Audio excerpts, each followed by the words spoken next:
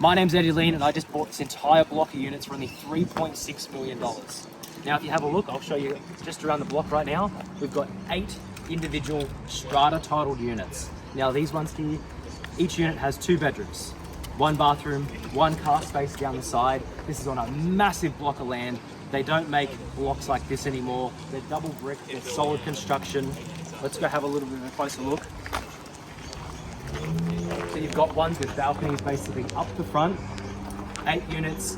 Now, again, we bought this for only 3.6 million bucks. So 3.6 million divided by 8, that's 450K for an affordable property in an amazing location. The suburb that we're in is called Carnegie, which is in the southeast side of Melbourne, which is a high, very expensive kind of area. You've got houses, as an example, across the street that would be in excess of $2 to $3 million.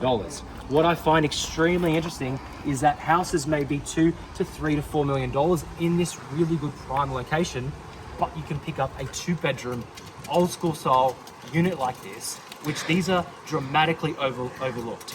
There's basically, you can pick up for $450K a piece, and you can get into that type of property as an affordable investment with as little as a 5% deposit, which is about $22,500. So if you have 20 grand or 30 grand in savings, you could basically buy a 450K property in an exclusive, very good suburb of Carnegie. And these, again, rent for about $500 to $550 per week.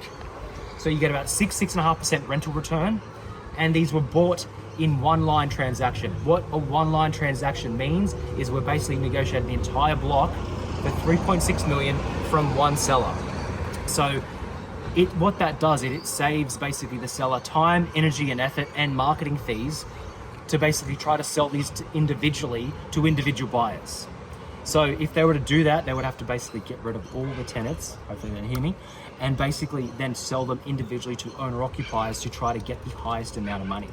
Now, what we're able to do is, because we've got the buying power, and myself as a buyer's agent and as a professional property investor, when we've got thousands of amazing clients that have had terrific results with us, where they've bought in bulk like this, and we pick them up really good properties for 450 when they're worth 550 plus if they were to sell individually in the best marketing and time position. So this is how you can basically make 100 grand right away. This is how you can get into a property with less than 30K in savings, as an example. You could be an investor that buys one of these. You could be a first-time buyer that buys one of these.